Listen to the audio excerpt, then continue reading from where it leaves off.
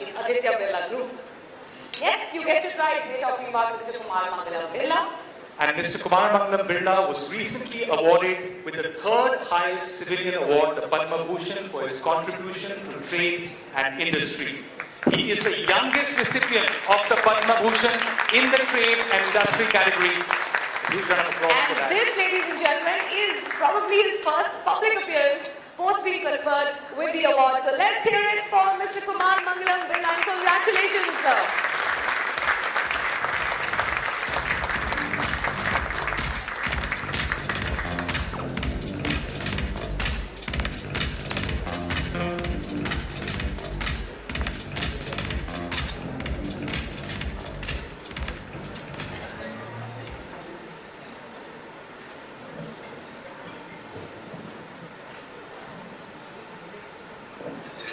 Not set for me. Good evening. First and foremost, I'd like to say that I'm delighted to be here today amongst this very eclectic group of entrepreneurs from industry stalwarts, several promising stars. And this group, in many ways represents to me a microcosm of the entrepreneurial landscape in India today. It's wonderful to be here with all of you. We are meeting today against the backdrop of a moment of remarkable change with unbridled possibilities in India. As all of you are aware, India is poised to become the third largest economy in the world by 2030. And there is perhaps no other country in the world that combines economic might, a large working age population, demographic dynamism, entrepreneurial energy, a robust democracy, and diversity like us. And to this, a very pivotal role in the current global geopolitical scenario. I believe that India's economic fortunes are critical for the world. But more importantly, India's rise is being welcomed by the world as it emerges into a stabilizing and non-disruptive growth engine. It is now up to us to make a difference and to make this opportunity count. This audience, all of you, is not a passive group, but we are people who have this ability to affect change. As Peter Drucker said famously, the entrepreneur always searches for change, responds to it, and exploits it as an opportunity. And so, as we collectively define the opportunities ahead of us in the context of the changing world, I thought it would be relevant to think about 4 questions on the issue of entrepreneurship. Firstly, how do we channelize our collective energy as a group of entrepreneurs, as a nation, and as entrepreneurs to make the right big bets for our country?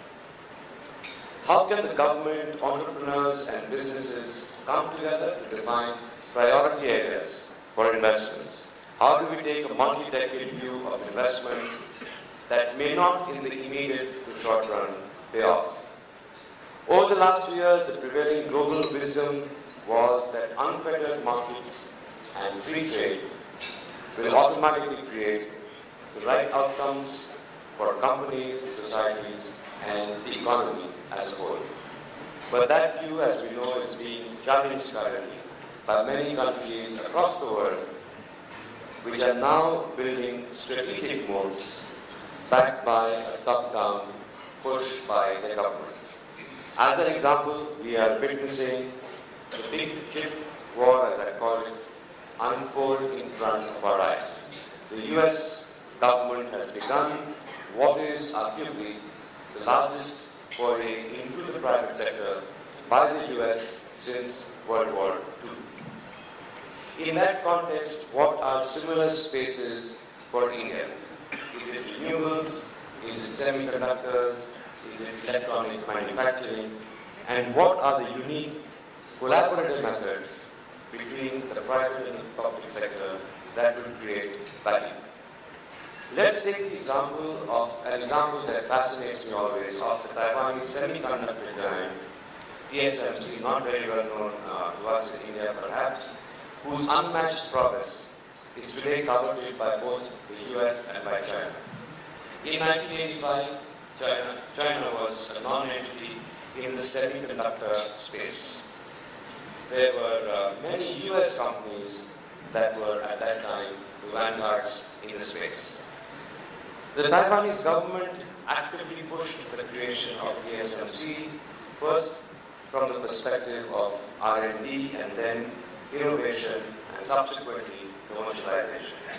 The risk was substantial as TSMC could only start competing with previous gen technology, so they didn't have access to the latest technology then. But 20 plus years of patient investment paid off, and this by the sheer volume of manufacturing, TSMC was able to improve its processes and capabilities to the extent that today it is by far the world leader.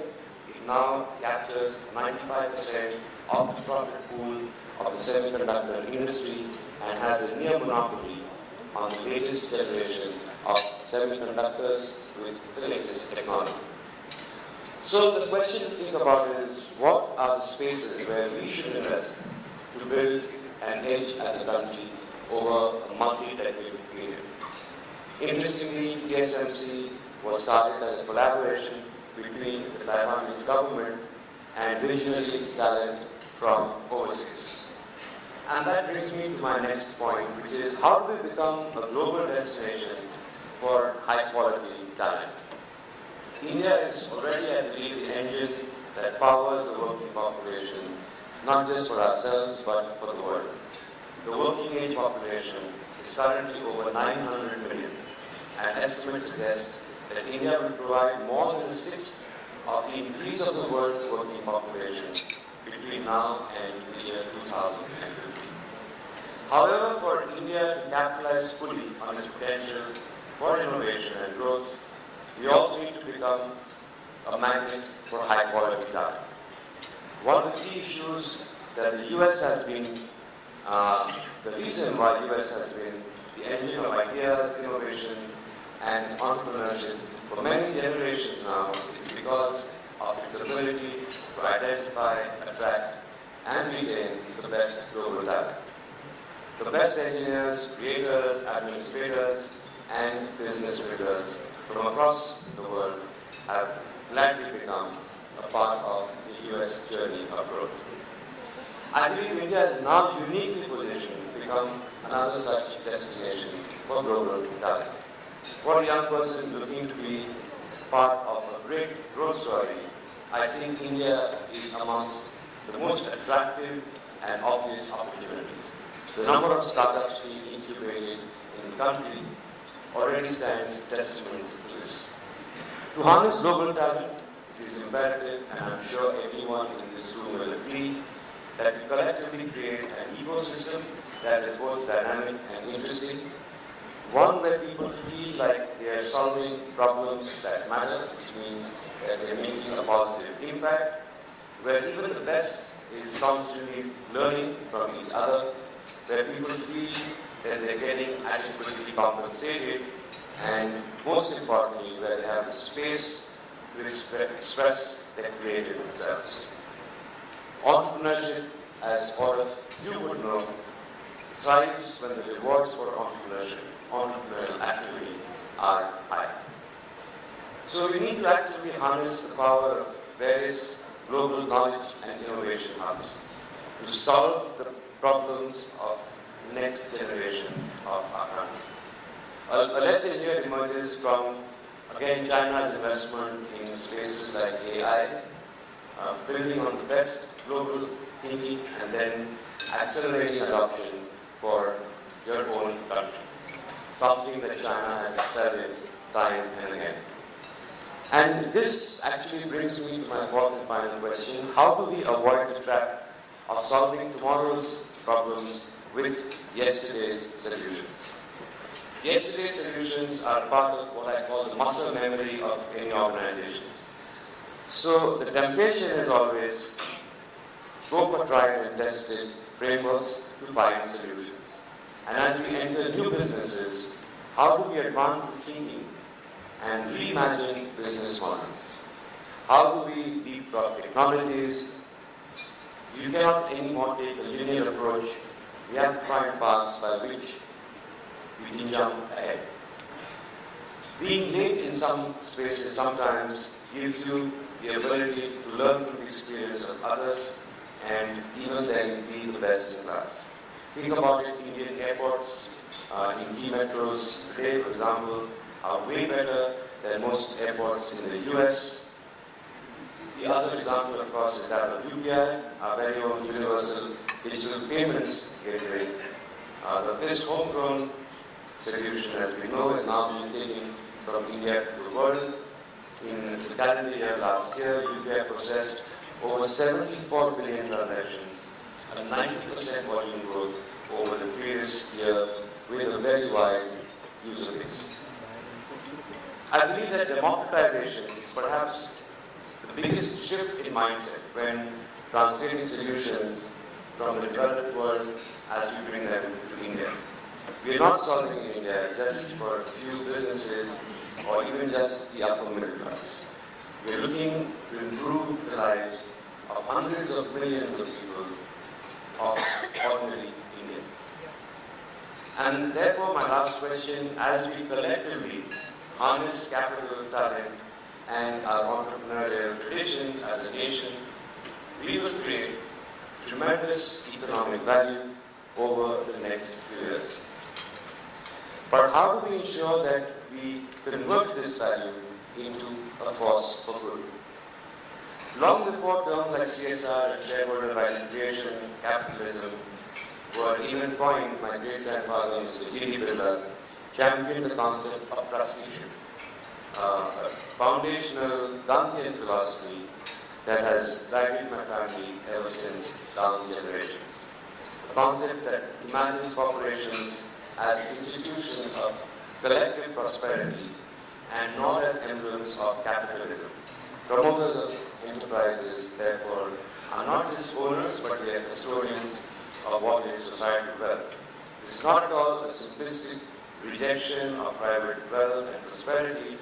It is rather a nuanced reimagination of private enterprise as a force for good.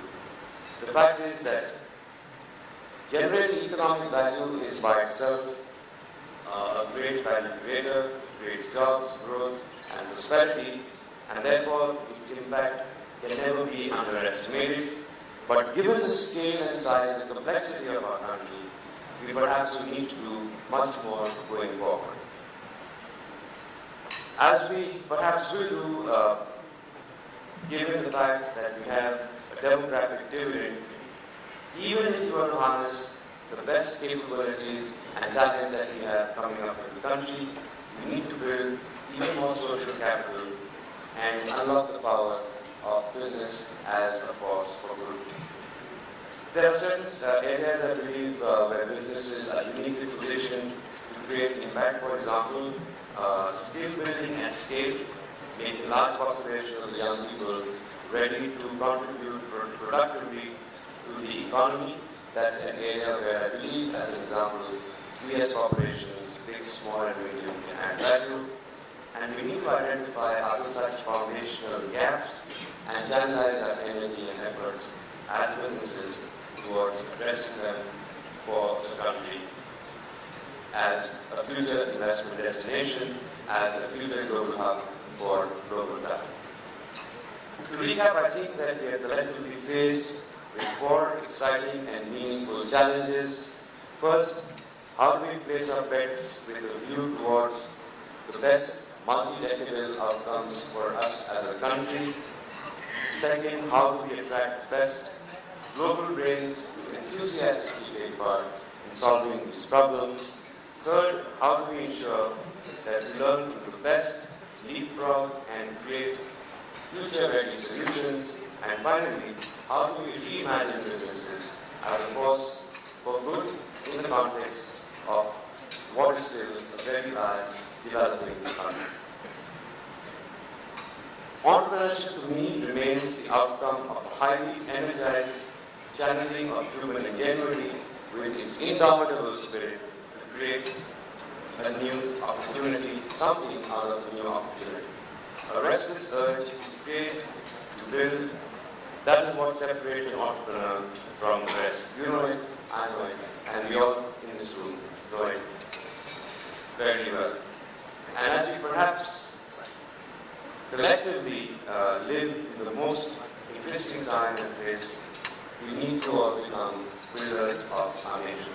On that note, I look forward to seeing many more in this group who promise stars achieving new milestones over the coming years. Thank you very much and have a great evening.